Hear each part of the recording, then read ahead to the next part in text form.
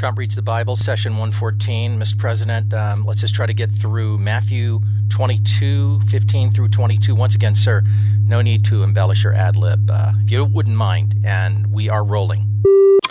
The Pharisees said, "Teacher, we know that you are a man of integrity and that you are not swayed by others. You are doing terrific things that probably no one else is doing." They were buttering him up. They were just like the fake news media. They followed Jesus around and they tried to trap him with gotcha questions. But Jesus, like your president, was too smart for them because he knows that they try to butter you up, but they have an agenda. Well, Jesus sees it coming from a mile away, possibly even a cubit away from these total losers, and they try to trap him. They say, "Should we pay our taxes?" And Jesus, even though he knew how to itemize deductions and take full advantage of the tax code, he says, "Show me the coin used for paying the tax." And it wasn't a Trump coin, which we are probably going to have very soon, very quickly, a commemorative coin for America's 250th birthday. So very birthday, so very, very birthday.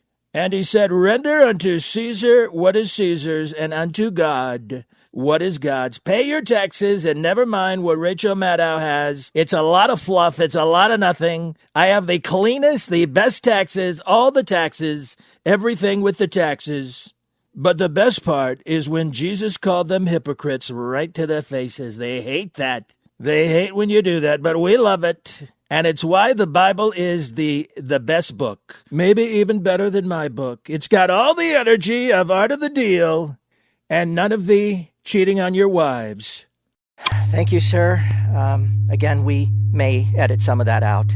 Welcome to Mark Mosley Show on social media at Mark Mosley, Mosley. Don't forget to follow, subscribe, like, ask questions. That's the new one. You can ask questions inside the YouTube app about the show, which is really kind of cool because I like to ask sarcastic questions about my own show and just to see what YouTube says.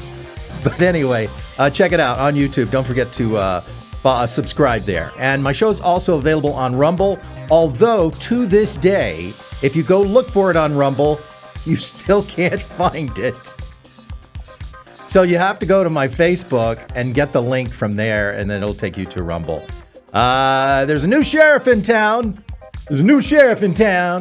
And his name is Spencer Pratt. Right on. Y'all be cool.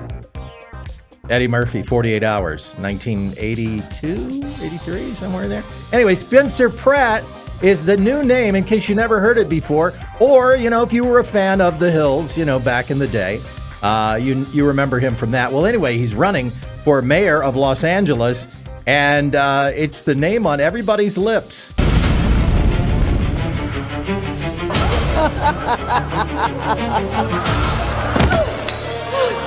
Please, I'm begging you. There's homeless drug addicts in front of the schools. My children aren't safe. Look, if you were a transgender migrant, I could get you a free pussy. Let's move the drug addicts closer. Bass already solved crime. I endorse her. Next!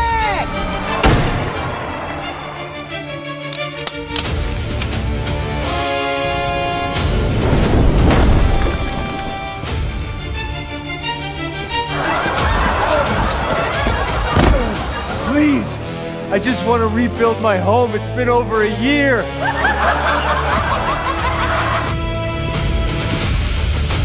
Mom, look!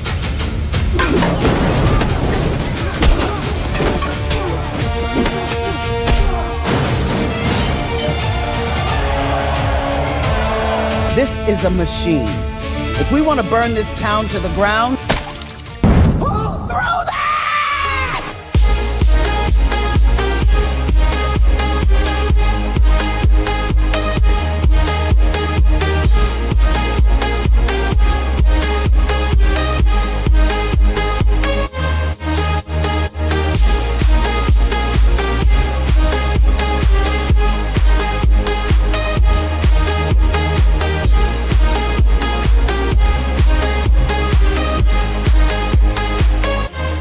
Now, that is not an official Pratt campaign ad, rather one made on his behalf, but it is awesome.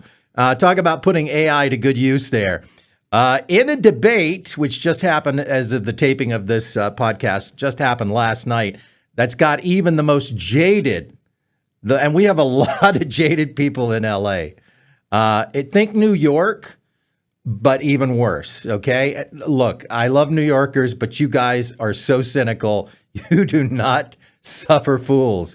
And Angelenos are incredibly jaded. A debate that's got the most jaded Angelenos doing a double take. Reality TV star and mayoral candidate Spencer Pratt absolutely steamrolled Karen Bass and Nithya Rama. I hope I'm saying, no, I don't. I don't care if I'm saying her name right or not. I don't think she's got a shot, but who knows? Maybe she could be the Mamdani of this race. But look, it wasn't even close. Oh my gosh, don't take it from me now. Check out this poll, this instant poll that was done last night. Look at that. So you have challenger, again, Nithya Rama, I hope, 5%, Karen Bass, 7%, and a whopping 88% of respondents thought that Spencer Pratt won that debate last night. Who knew that a reality TV star could actually come off as a real person in real life? And that's in reference to how much I hate reality TV because it's the fakest thing going. But anyway, Pratt may well be LA's last chance to turn it around before we just become a suburb of hell itself. You know, I mean, and that, yes, that's a reference to the fires. And maybe people are starting to figure out, okay, well, these people let your neighborhood burn to the ground and they didn't do anything about it. And now they're dragging their feet in trying to help you rebuild. Because, you know, the houses are all on fire and oops, we forgot to fill up the water tanks with, what's that stuff again? Oh, yeah, water. Things are so bad in LA now that, and again, local story here, but we had a major freeway shut down for like a day and a half because some homeless people set a fire that got out of control in a tunnel under the 110 freeway. And if you know Los Angeles at all, you know that that 110 freeway is a parking lot at 3 o'clock in the morning. Never mind during rush hour or any time of day, but a trash fire burned so hot that they had to go in and check to make sure that it didn't damage the structural integrity of the 110 freeway, that overpass there. The southbound lanes reopened the next morning, but the northbound lanes, they had to keep them closed for 24 hours because homelessness is so out of control in Los Angeles that they're trying to burn the highways down. Now, earlier this week, Karen, I'd like to speak to the manager, Bass, or as some people in LA refer to her, Karen Basura, tried to mock and dismiss Spencer Pratt. Honestly, before this, I had never heard of Spencer Pratt. So, well, you aren't missing out on anything, so it's okay, but please go on. Exactly. But the thing I am concerned and feel about him is that I feel like he's exploiting the grief of people in the Palisades. And I think that's right. Reprehensible. That's the main thing. And I think he is about his own celebrity. He's famous now again. I had never heard of Spencer Pratt. Never heard of Billy Bear, huh? Look at here.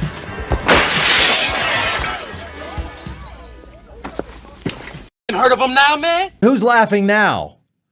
Now, a little about Spencer Pratt. If you've never watched The Hills, he was a bit of a bad boy on that show. He was the guy who came in and took one of the girls from the girl group and consumed all of her time to the point where it strained her relationships. Meanwhile, in real life, Spencer and his wife Heidi have been together for many years. They have a nice life for themselves. They have children, but they lost their home to the wildfires in California. His parents also lost their home. So for Karen Bass to suggest that this is playing on the anger of others is just beyond disgusting. Because he went through it personally, as did his parents. Here's what you don't know about Spencer Pratt, most likely. He actually has a political science degree. So he has a basic understanding. So don't dismiss him as just some washed up reality TV star, which, you know, that's the game they always play. Oh, he's oh, what a loser, and he thinks he can be the mayor. Yeah, you did that with Trump, and look where it got you. So don't underestimate. He has a political science degree, so he understands civics and government and how things are supposed to work. Not how they actually work in most big cities in the United States, but how they're supposed to work. And look, he's a guy who's living his life, had some bad things happen to him, and it made him angry. And he's like, you know what? I'm just going to go ahead and run. And that's how most political careers get started. Locally and on a statewide level and on a national level. I mean, think about the things that Trump complained about for 40 years, like Iran, or like how China's been taking us to the cleaner for decades. And he finally decided, I'm going to do something about it. And Spencer Pratt is cut from that same cloth. Let's just hope he's got good security, because he's got that Charlie Kirk energy, and the evil in this world is not going to stand for that. By the way, speaking of California, of Karen Bass and Gavin Newsom, breaking news now on the show. Breaking news, as Karen Bass and Gavin Newsom have been trying really, really hard to play hide the evidence. And meanwhile, they blamed everything from the wind to climate change to it's Trump's fault, to absolve themselves of any responsibility for the Pacific Palisades wildfires last year. Now, the bad news for them, this just in, the California Court of Appeals has denied their writ petitions filed by the state and the city, which appealed a trial court's denial of the demurrers to the master complaint of fire victims. This was the last shot that Newsom and Bass had to avoid discovery. Discovery is coming in the massive lawsuit brought against them by the residents of Pacific Palisades. The suit alleges that the government was negligent in water supply, fire suppression, brush clearance, and infrastructure failures exacerbated the fire, which caused widespread damage. The Post reads, quote, the justices also denied the state's request for a stay of the case. The city and state have played all of their cards and lost. The case now moves forward full speed. And hopefully now this is going to mean some accountability look, ultimately, Bass and Newsom could be long gone, and the taxpayers will be on the hook for the billions of dollars that the state will pay to the victims. But discovery can now happen, and it's very bad timing for Karen. I'd like to speak to the manager, Bass, as she's trying to run for re-election. And more great news from the City of Angels. You know, I should have a sarcasm detector. No, it'd be over here, wouldn't it? I should have a sarcasm detector that comes up on the screen when I say things like, great news!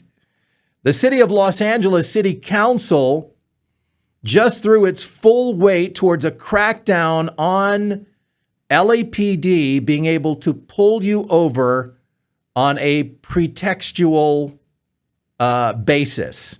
In other words, well, let's see now. That guy, his tail light's out, and we're going to pull him over, and maybe we'll catch somebody who's wanted for something bigger than their tail light being out. Well, now the city council has said, no, we don't want to do that in the city of LA.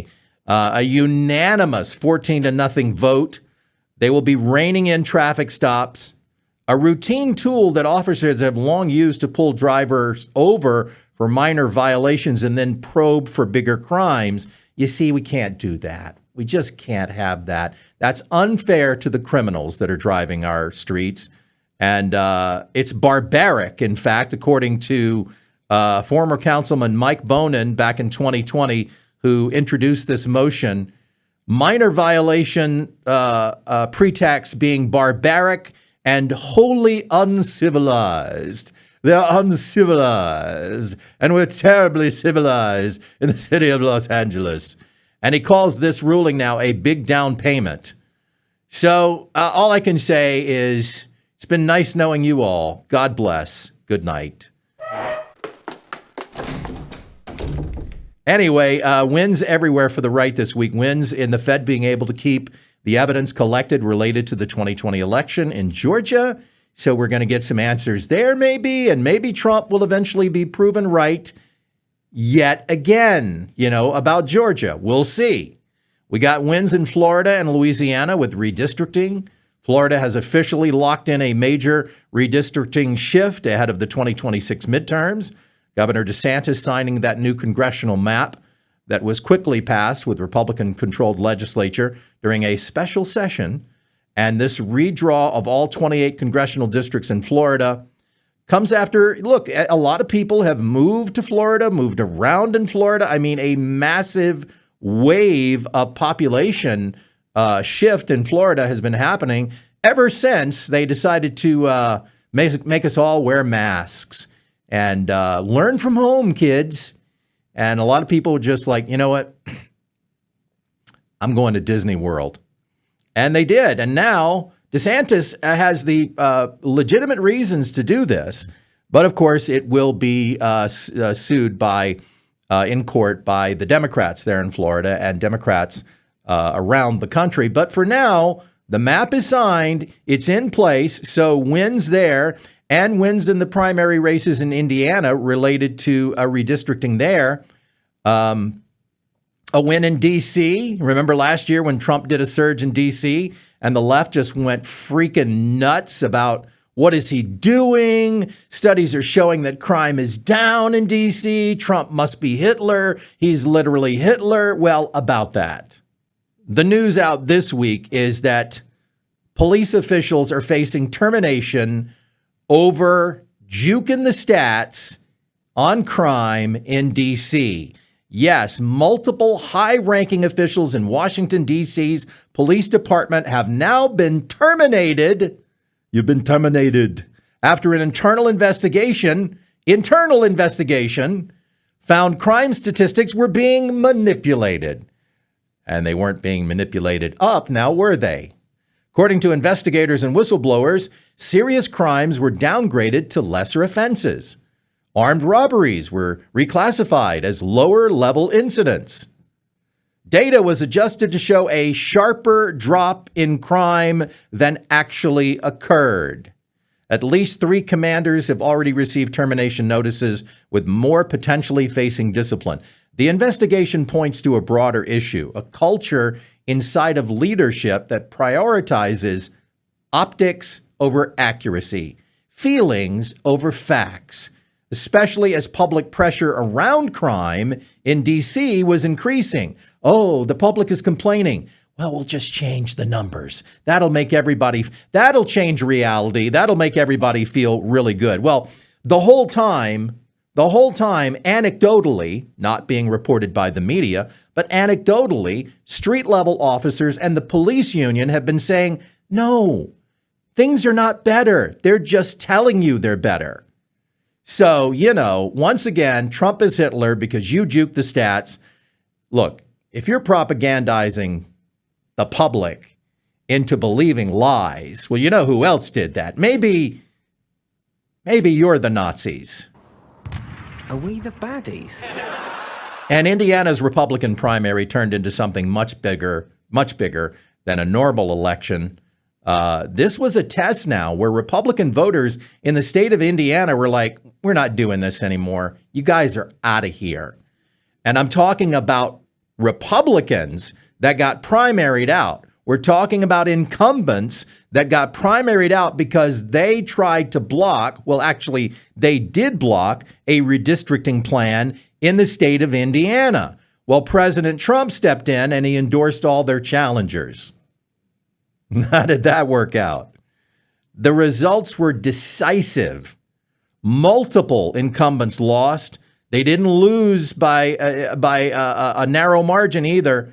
In several races, they were beaten by very decisive vote counts. Now, that's what happens when voters get out there and they're like, you know what? We're not doing this anymore. If you're in office and you're not willing to do what we sent you to Washington for, you're out of there. Republican voters are no longer just voting on name recognition. They're voting based on alignment. They're voting based on results. And this wasn't just about Indiana. This is a signal now to Republicans across the country. Get your you-know-what together. The base is paying attention. We expect action. We have a mandate. You have a mandate. Now go do what we sent you to Washington to do. 5 of the 7 GOP incumbents who refused to redistrict the state were voted out.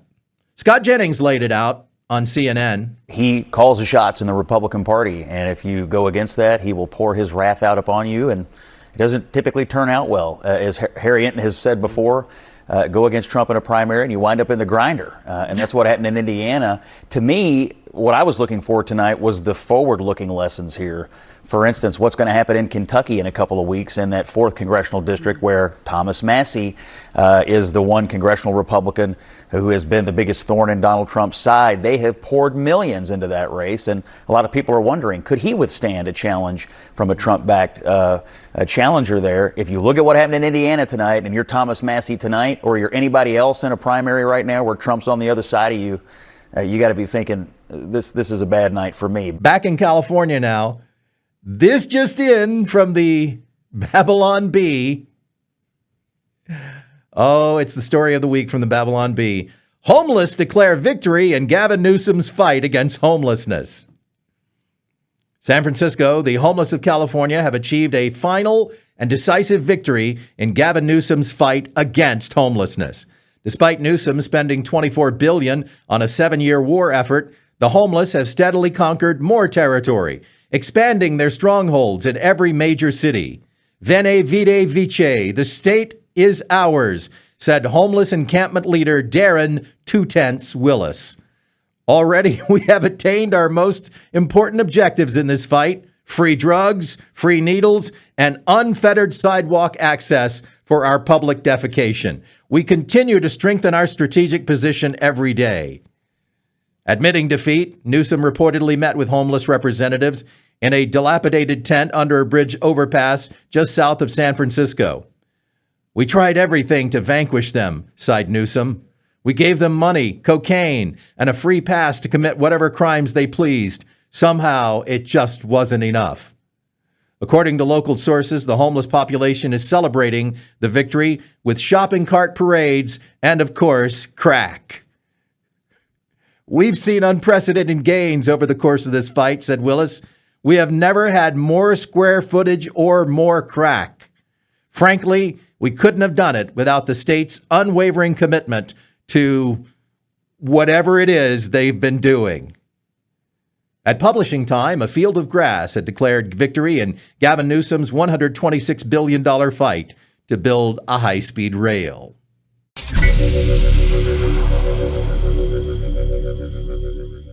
Hi, I'm Mark Mosley, and this image of me is not an AI-generated image of me with my shirt off. This is really my physique. Yes, I might be over 60, but I have the body of a 19-year-old Olympic swimmer. I've got -3% body fat, which is actually impossible. What do you mean, is this my real voice? Don't the lip movements match? All right, drop the AI voice, guys. Now, I suppose you think I got this body by doing chair Tai Chi for just 5 minutes a day. Well, you'd be wrong, because I'm here to tell you that you don't need chair Tai Chi when I've invented bed Tai Chi.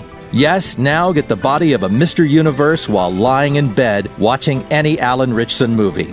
Just move your arms up and down a couple of times and kick your legs a little, and by the end of the week, you'll be unrecognizable. It's just that easy. And for only $99 a month. Order now and I'll include a free pack of Tai Chi Chai Tea. That's right, just one sip and watch the pounds fall right off. It's the only Tai Chi Chai Tea by me, Mark Mosley, for free. So send me $99 now and I'll send you the Bed Tai Chi workout plan, plus the Tai Chi Chai Tea by me for free. Now you can get in the shape of your life for only 18 seconds a day. With Tai Chi.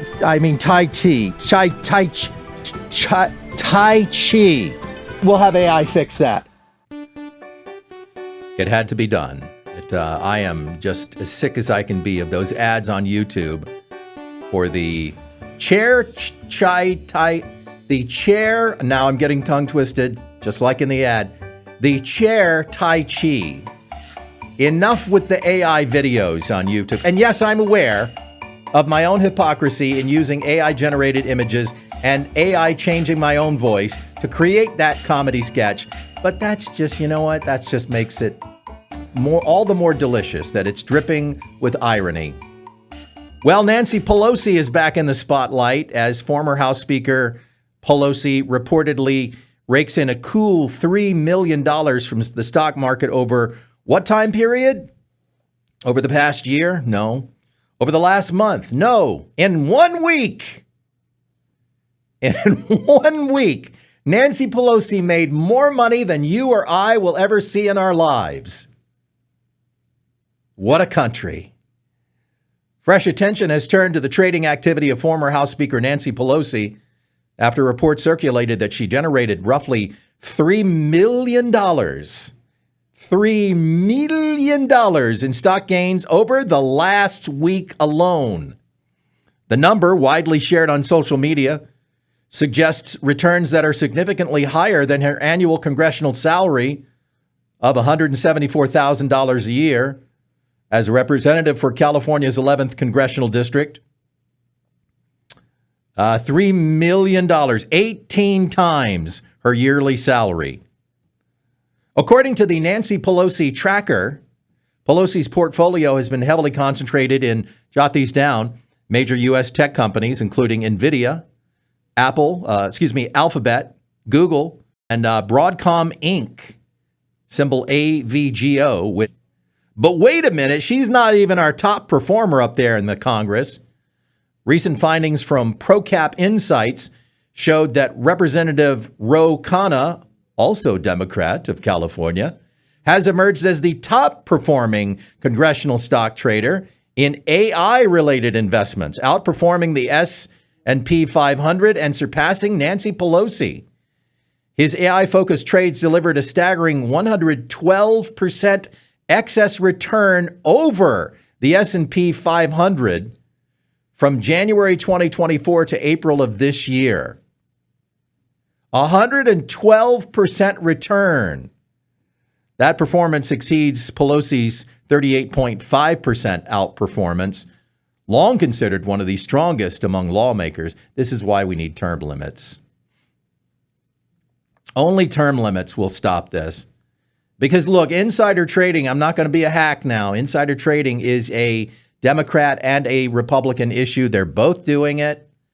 Speaker Johnson is on tape stating that he can't live on his speaker's salary alone. Oh, the horror. He needs insider trading to survive. So how do the American people put a stop to this? I mean, honestly, Pelosi should retire from Congress and just open her own brokerage house. I mean, $3 million, that is chump change compared to the fees, the brokerage fees that she could collect with her genius ability to pick winners. Again, I need that sarcasm meter to put on the screen when I'm being sarcastic. There it is. Oh, that was quick. You guys made that. That's awesome. Well, we got to circle back now to California politics more. It's all about California this week. I apologize to people that are not fans of the golden shower state. Let's circle back to Katie Porter, who's running for governor. I'm Katie Porter, and I'm not like most people who run for governor. I actually get what you're going through. A single mom of 3 kids, I know what it's like to push the shopping cart. My minivan has almost 200,000 miles. I have a grown kid who may soon be living on my couch. To give Californians what they need, it's going to take standing up to Donald Trump, calling out greedy corporations, and stepping on some toes along the way. Now, could you guys please get out of my shot? Katie Porter thought it would be funny to poke fun at her own rage issues, her own sense of entitlement, her own abuse of the little people in her life. But let's pair that up now, that little joke up with the original, the golden oldie, a blast from the past. To air pollution and other problems, and the state could lose. Get out of my fucking shot. I wanted to tell you that that's actually. You also were in my shot before that. Stay out of my shot. Okay. I'm going to start again with electric vehicles saving us money. You know, this would be like Trump going on SNL to play himself in a sketch where he's cruising down the boulevard with Epstein, and Trump goes, "Ooh, let's pull over at this middle school." That's the level of cringe that's going on there with the Katie Porter ad. Now, speaking of politics and making fun of politicians, Al Sharpton is mad. He's mad at Ron DeSantis because Ron DeSantis had the audacity to do an impression of Hakeem Jeffries. And you know why that's troubling, right? Because, I don't know if you've noticed, but Ron DeSantis, white guy, Hakeem Jeffries, black guy, and we can't do that. But here's what happened. First, Jeffries went on TV and said this about Ron DeSantis. Our message to Florida Republicans is F around and find out. If they go down the road of a DeSantis dummy-mander, the Florida Republicans are going to find themselves in the same situation as Texas Republicans, who are on the run right now. And under no circumstances are Texas Republicans picking up 5 seats. They'll be fortunate if they get 2 or 3. While in California, we are going to get all 5. So then DeSantis did actually fool around and find out that he could legitimately redistrict the state because of the population boom. By the way, that liberals around the country made happen with your stupid policies over the last few years, but don't try to tell them that. You know, there's a reason all those people moved to Florida. And the reason is because you're a bunch of idiots. But then DeSantis went on TV and mocked Hakeem Jeffries and included an impression of him. Take a look. And, he goes out there and he's like, we're going to do maximum warfare against Republicans. Florida Republicans, you F around, you going to find out all this stuff. Now, that's not bad. That's not bad. Coming from if I do say so myself, a pretty darn good impressionist. That is not bad as an impression.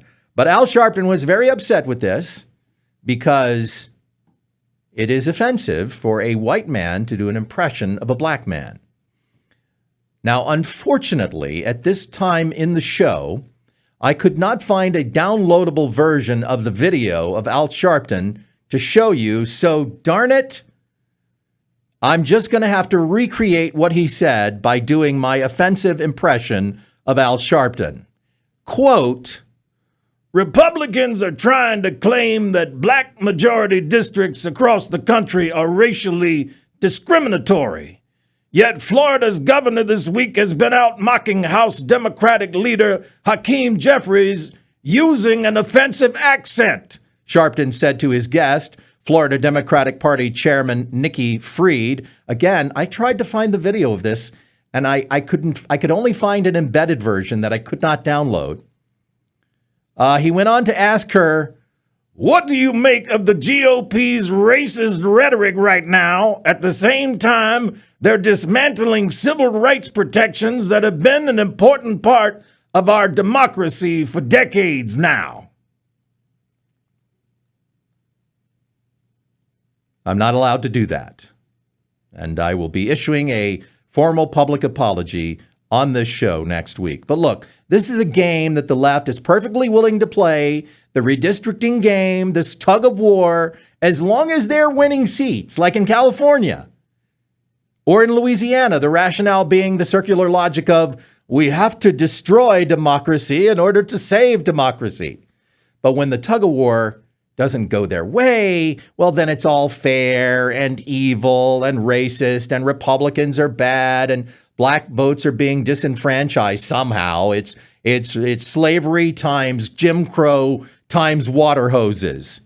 No, because redistricting has nothing to do with actually being able to go and cast your vote. It's just about who's going to represent you. Is it going to be a black representative, or is it going to be a representative of some other ethnicity? And I've never understood this argument. Why do black Americans require specifically a black person to represent them? Well, they don't. But the politicians, the power brokers in Washington act like that's a thing. Like a white guy cannot represent the needs of black voters.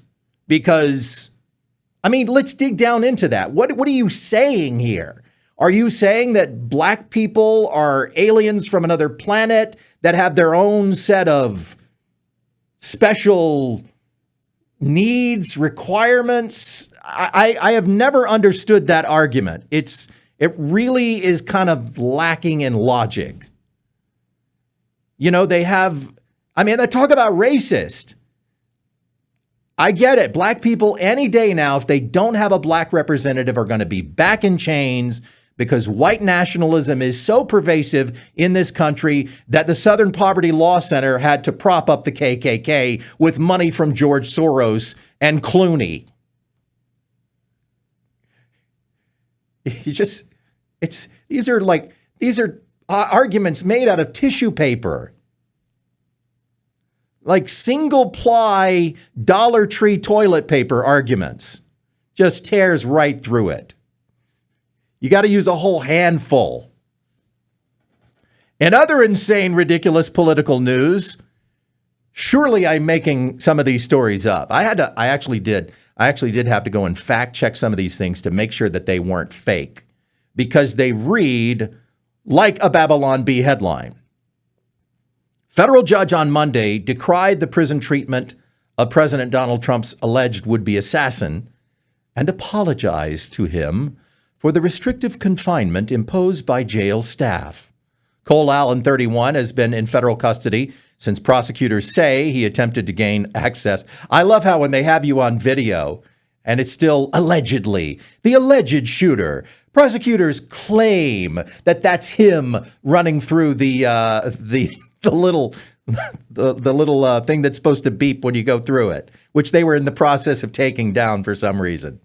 Yeah, everybody's in the ballroom. Go ahead and take those down. I don't know. What were you thinking there? Yeah, it'll be fine. Go ahead. We're packing it in. Yeah, the night's just getting started, but we're going to head out. We're going to go to Denny's and get some flapjacks. You guys will be fine. Oh, who's this guy with the gun running through?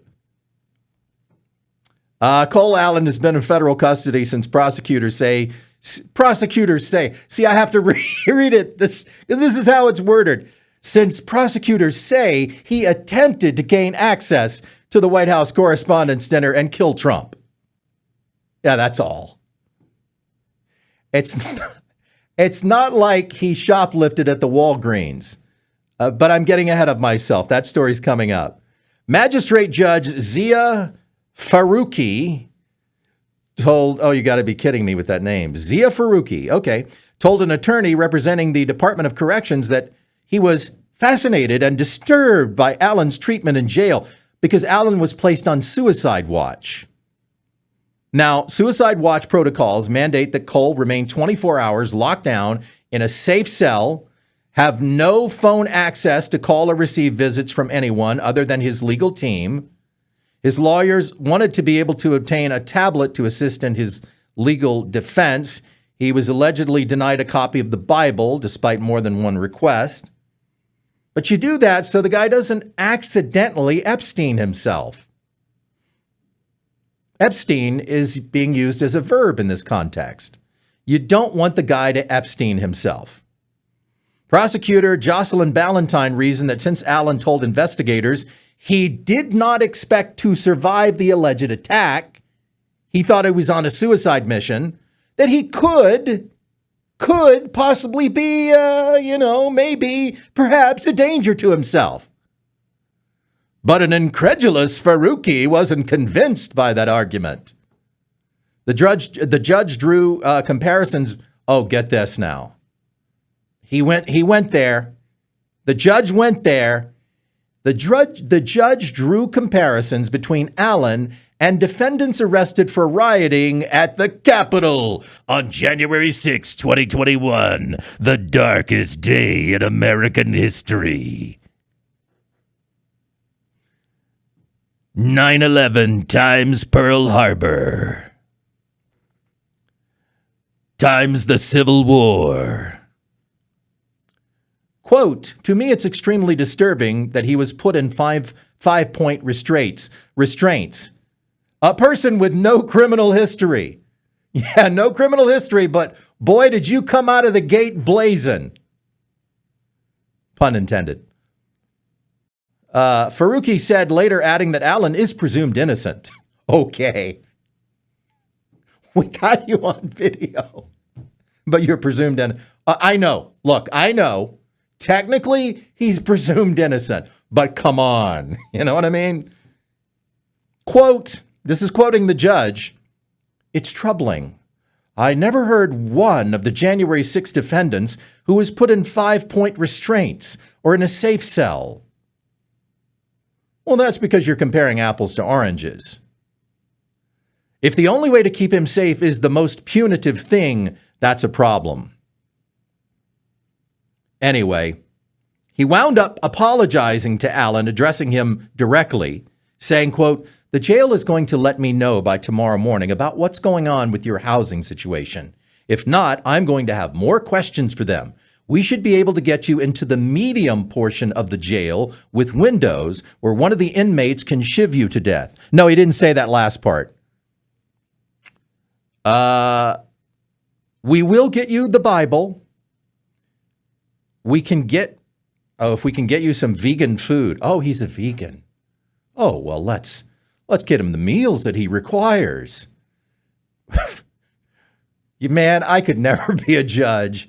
I'm Mark Mosley, the hanging judge. Welcome to my court. Why do I sound like Foghorn Leghorn? Yes, sir. They call me Judge Mosley, the hanging judge. If we can get you some vegan food, we can get you a Bible. We can make sure you're not in 5-point restraints. Well, that was only initially. He's not like sitting there in 5-point restraints. We're also going to try to get you, tell you what, here's what we're going to do for you, Mr. Allen. Can I call you Mr. Allen? Thank you. We're also going to try to get you a weekend pass, access to some guns, and President Trump's itinerary. How's that sound to you? We can get you Pete Hegseth's home address. Would that go any way towards the court apologizing for your shameful mistreatment at the hands of the dastardly law enforcement? And can we top that story? Oh, you bet we can. How about this from the Windy City? Chicago, Chicago, that toddling town. Chicago politician says Walgreens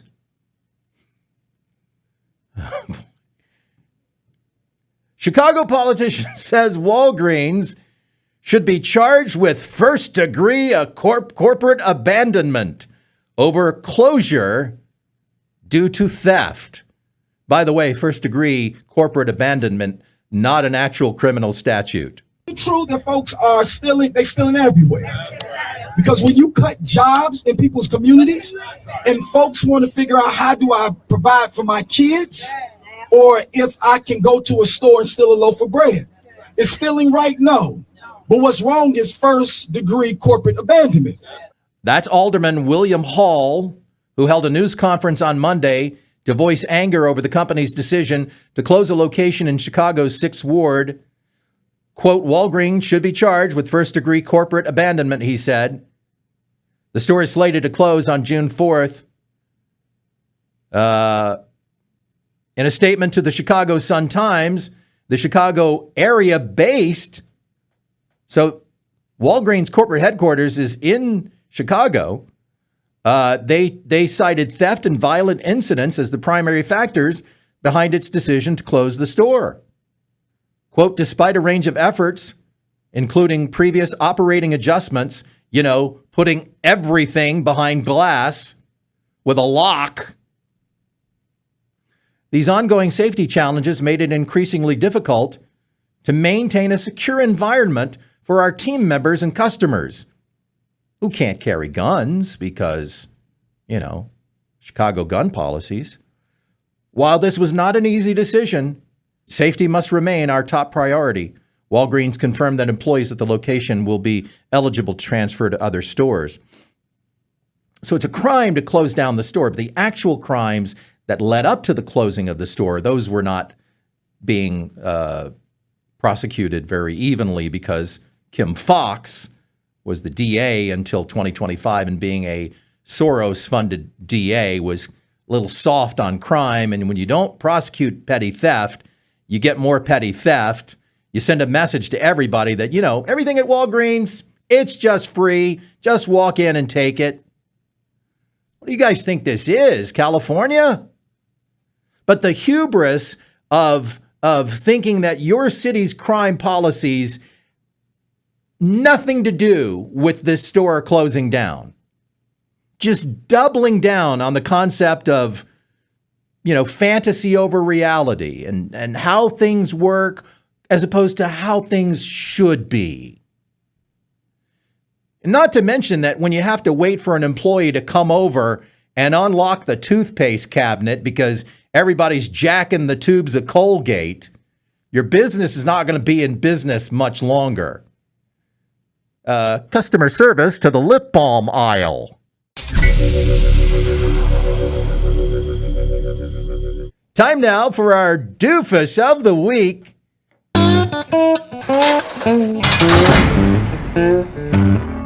You are a big stupid doofus. Now, we initially thought this was a simple case of Karen chaos on our streets.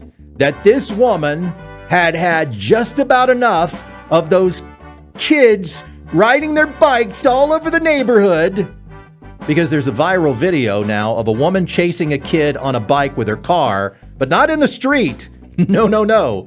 She drove up onto the sidewalk to chase this kid. Now, this happened in Spokane, Washington. The woman is identified as Wendy A. Clemente, age 56. She's white. White in her 50s? I can confirm that's a Karen. That's a Karen. She drove her silver Ford Focus. Oh, definitely a Karen. You're white, you're in your 50s, you're driving a Ford Focus. That's the trifecta right there. She chased a juvenile on a dirt bike and allegedly, once again, we have you on video, allegedly tried to run them over. About 25 minutes later, she showed up at a random home nearby, tried attempting entry, caught on a security cam. Deputies found her in the driveway, arrested her. Initially, she denied drinking, later admitted to alcohol use. So it was the alcohol, it wasn't the Karenness, the Karenfulness, the Karenishness, the Karenicity. We got to come up with an adjective for that. Deputies noted signs of impairment. What seems to be the officer problem? She allegedly resisted arrest and tried to kick an officer. Oh, yeah. Oh, yeah. That seals the deal right there.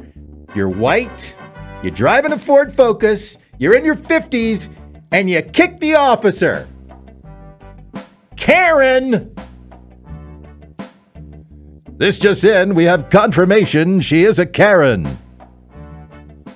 Charged with attempted first-degree assault, felony, DUI, and first-degree criminal trespass for trying to get into some guy's house. Her explanation, per deputies, she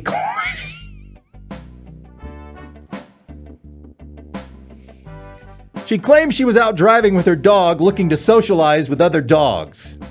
What, just random dogs? Like what, a blind dog date? Like, hey champ, get in the car, we're gonna go find you a female in the neighborhood. And she said she doesn't even remember the dirt bike incident where you're on the sidewalk. Oh my goodness, let's check out the comment section. Here we go. Those HOA board members, be serious. Very much giving Ford Focus behavior. Someone's been playing too much Grand Theft Auto. Oh yeah. Legally, you could have fired on the vehicle and it would have been justified. Yes. And then someone pointed out that the e-bike, well, you know the e-bike was also illegally on the sidewalk. Oh, so now we got Karens in the chat. Oh, boy. Let's move on. Let's close out the show with some good news. Now, everybody hates the screaming baby on the airplane. Well, how about we kick that up a notch? Bam! How about a screaming mom giving birth to a screaming baby on the airplane? No. This is good news. It's the good news. Here we go. A passenger on Caribbean's airline flight from Kingston, Jamaica to New York's JFK gave birth to her baby as the plane descended for landing on Saturday, April 5th. Air traffic control audio captured the dramatic exchange. The pilot did not have to declare an emergency. He simply informed ground control of the situation so they could clear a runway for landing and place medical personnel on standby. Audio of the landing shared by CBS Mornings on April 6th allowed audiences to hear the calm and composed exchange between the pilot and ground control operator. Well, you know, that's just how all pilots are. You know, they all have that same, they all sound like they just popped a Xanax. You know, it's always like, ladies and gentlemen, if you could, we hope you're enjoying your flight. If you want to take a look, let's give them a Texas accent. Ladies and gentlemen, we hope you're enjoying your flight, and you want to take a look out the left side of the plane right now. You'll see that a giant meteor just hit the planet, and we are the last humans alive. And while coordinating with the ground crew about a passenger giving birth aboard the aircraft, a air traffic controller got in a dad joke. He said since they were flying into JFK, maybe the baby could be named Kennedy. Oh, boy. I think we can do a little bit better than Kennedy. In fact, here are the top 10 names to give your baby born on an airplane. Are you ready? Here we go. Oh, boy. My, oh, my. Paul Schaefer, are you ready over there? The top 10 names to give your baby born. That's a terrible David Letterman impression. I should never do that again. Here we go. Top 10 names to give your baby born on an airplane. Trey. Think about it. Ben. Sounds like Ben. That was number 8. Number 10 was Trey. Number 9 was Ben. Number 8, Stu. Short for stewardess. Number 7, Miles. Number 6, Cruz. Number 5, Jet.